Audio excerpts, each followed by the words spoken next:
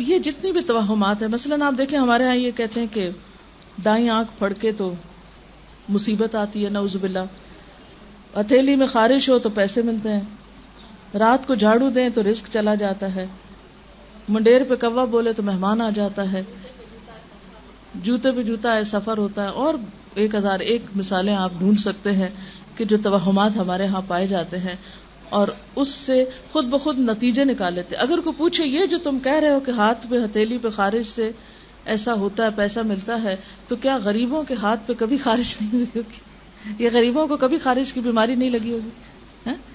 یہ سب ہمارے اپنے فتوے ہیں اور یہ جھوٹی باتیں ہیں، ان کی کوئی حقیقت نہیں ہے.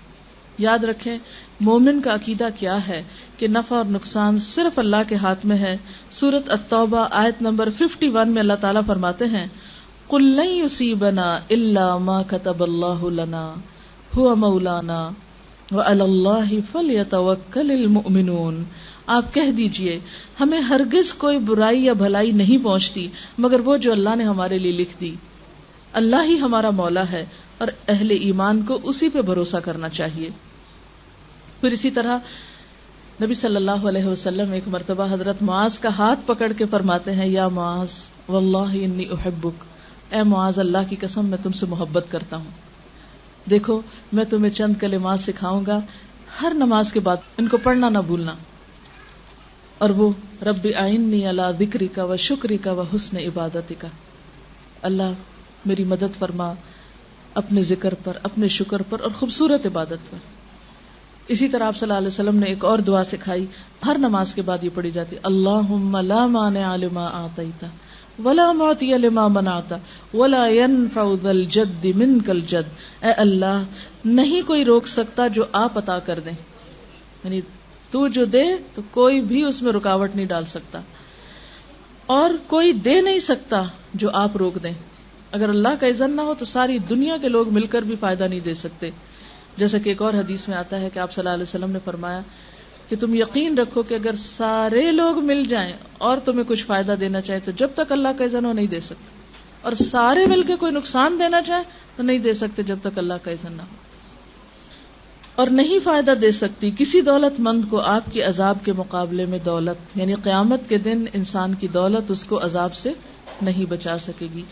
اور آخری بات یہ کہ یہ جو ہم طوطا فال لیتے ہیں یا چوری کے لیے فال نکلواتے ہیں، اس میں بھی بہت احتیاط کی ضرورت ہے. بعض اوقات اگر کسی کی چوری ہو جائے تو لوگ کیا کرتے ہیں کہ امام مسجد یا کسی بھی علم والے سے دیوان حافظ یا گلستان یا قرآن پاک سے فال نکالتے ہیں، اور سچا عقیدہ ان کا ہوتا ہے، وہ مخصوص ورقے کھول کے تو ان کے اندر سے کوئی اندازے لگاتے ہیں کہ اچھا یہ لفظ آ گیا تو اس لفظ سے فلاں کا نام بنتا ہے، اور کون کون ہے تمہارے خاندان میں اس طرح، تو کسی نہ کسی پہ الزام لگا دیا جاتا ہے کہ فلاں چور ہے تمہارے گھر میں. اس کے بارے میں ایک واقعہ ہے کہ ایک شخص پر اسی طرح چوری کا الزام لگا، بڑا ناسمجھ شخص تھا. اس نے جا کے مسجد میں قرآن کا ورقہ بھی پھاڑا اور کہا یہ قرآن بھی جھوٹا اور امام بھی جھوٹا، کیونکہ وہ چور نہیں تھا، اس پہ ناحق الزام، اس نے بھی بہت غلط کیا. لیکن بات یہ ہے کہ اسلام میں چوری معلوم کرنے کا یہ طریقہ بالکل درست نہیں. اس سے کیا ہے، اگر آپ نے کسی پہ ناحق الزام لگایا تو سخت پکڑ ہوگی. اور دوسرا یہ کہ قرآن پاک اس لیے نہیں آیا کہ ہم اس میں سے کسی کی چوری معلوم کریں، وہ ایسے علم دینے کے لیے ہمیں نہیں، وہ تو ذالک الکتاب لا ریب فیہ ھدی للمتقین، یہ کتاب جس میں کوئی شک نہیں، متقیوں کو ہدایت دینے کے لیے آئی ہے، رہنمائی دینے کے لیے آئی ہے، نہ کہ لوگوں کی چوری بتانے کے لیے. اور جہاں تک اس بات کا تعلق ہے نا کہ یہ جو انسان کو ڈر ہوتا ہے کہ کوئی مصیبت نہ آ جائے یا کوئی تکلیف نہ آ جائے، تو اس سے بچنے کے لیے حفاظت کی دعائیں موجود ہیں جو صرف سفر کے مہینے میں نہیں سارا سال پڑھنی چاہیے. صبح و شام کی دعائیں جو ہیں، مسنون اذکار جو ہیں، جس میں اگر باقی دعائیں نہ بھی آتی ہوں تو آیت الکرسی چاروں کل صبح و شام پڑھ کے اپنے پر بچوں پہ دم کر دیں، انشاءاللہ بہت سی حفاظت کے لیے کافی. اسی طرح سورۃ البقرہ کی آخری آیتیں آمن الرسول سے آپ صلی اللہ علیہ وسلم نے فرمایا جو شخص شام کے وقت ان کو پڑھ لیتا ہے وہ رات بھر کے لیے اس کو کافی ہو جاتی، کوئی بلا ولا نہیں اترے گی، کوئی مصیبت. اور یہ جو آخری آیتیں ہیں یہ اتنی خوبصورت آیتیں ہیں کہ آپ صلی اللہ علیہ وسلم نے ایک دفعہ فرمایا کہ آج آسمان کا ایک دروازہ ایسا کھلا ہے کہ جس سے پہلے کبھی نہ کھلا تھا، ایک فرشتہ ایسا اترا ہے جس سے پہلے کبھی نہ اترا تھا. اور وہ ایسی آیتیں لے کر آیا ہے جو آج سے پہلے کسی نبی کو نہیں ملی. اور وہ اللہ تعالیٰ نے زمین و آسمان کی تخلیق سے بھی 2000 سال پہلے لکھی تھی یہ آیتیں. آمن الرسول سے آخر تک عرش کے خاص خزانے سے یہ آیتیں ملی ہیں ہم کو، ہم سے پہلے کسی امت کو نہیں ملی.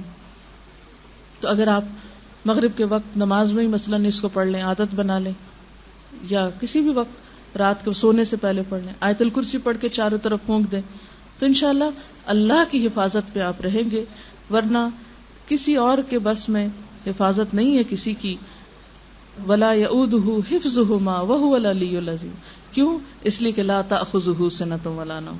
نہ اللہ تعالیٰ سوتے ہیں نہ اس کو اونگ آتی. کتنے بھی گارڈ رکھ لیں اونگ آ سکتی، ان کو نقصان پہنچایا جا سکتا، لیکن اللہ تعالیٰ کی ذات کوئی اس تک نہیں پہنچ سکتا. لہذا اصل حفاظت اسی کی حفاظت ہے. اس لیے انسان انسانوں سے بے نیاز ہو کر، کوئی انسان آپ کو نقصان نہیں دے سکتا. یاد رکھیں، یقین ہونا چاہیے اور ایمان ہونا چاہیے. اس سے انسان کے اندر اتنا توکل اور اتنی بے خوفی اور اتنا اطمینان آتا ہے کہ کوئی مجھے نقصان نہیں دے سکتا جب تک اللہ نہ چاہے، اور میں اپنے آپ کو اللہ کی حفاظت میں دیتی ہوں. اور اسی طرح آپ کا مال، جان، عزت، ہر چیز اس کے ہاتھ میں. نبی صلی اللہ علیہ وسلم کا طریقہ کیا تھا؟ جب کوئی خوف ہوتا، جب کوئی پریشانی ہوتی، جب کوئی تکلیف ہوتی، فوراً اللہ کی طرف رجوع کرتے. ہمیشہ نماز کے ساتھ مدد مانگتے، جس طرح خود اللہ تعالیٰ نے قرآن پاک میں فرمایا وَاسْتَعِينُوا بِالصَّبْرِ وَالصَّلَاةِ، صبر اور نماز کے ساتھ مدد مانگو. تو جو طریقہ قرآن میں بتایا گیا، جو نبی صلی اللہ علیہ وسلم کی سنت ہے، اس کو چھوڑ کر مچھلیوں کو آٹے کی گولیاں کھلانے سے کوئی حفاظت نہیں ہوگی اور کوئی بلائیں نہیں ٹلیں گی، اور نہ چنے کی گھنگنیاں کھانے سے کوئی مصیبت ٹل سکتی ہے. یہ سب خرافات ہیں، خود ساختہ چیزیں ہیں، دین ایمان کو نقصان دینے والی ہیں. لہٰذا جو اصل ہے اس کی طرف لوٹیں، اور جو توہمات ہیں ان سے خود کو نکالیں، کیونکہ ان کا سب سے بڑا نقصان یہ ہے کہ انسان کام سے رک جاتا ہے، انسان کے ارادے متزلزل ہو جاتے ہیں، انسان کے اندر سے ڈٹرمنیشن ختم ہو جاتی ہے، یقین اور ول پاور کم ہو جاتی. تو اس لیے ان چیزوں سے بچنا بے حد ضروری. تو اللہ تعالیٰ سے دعا ہے کہ اللہ تعالیٰ ہمیں ہر طرح کے توہمات، بدشگونیوں اور ایسے گمان سے بچائے اور شرک سے بچائے کہ جو انسان کے اعمال کی بربادی کا ذریعہ ہوں. وآخر دعوانا ان الحمد للہ رب العالمین. سبحانک اللہم وبحمدک نشہد ان لا الہ الا انت نستغفرک ونتوب الیک. والسلام علیکم ورحمۃ اللہ وبرکاتہ.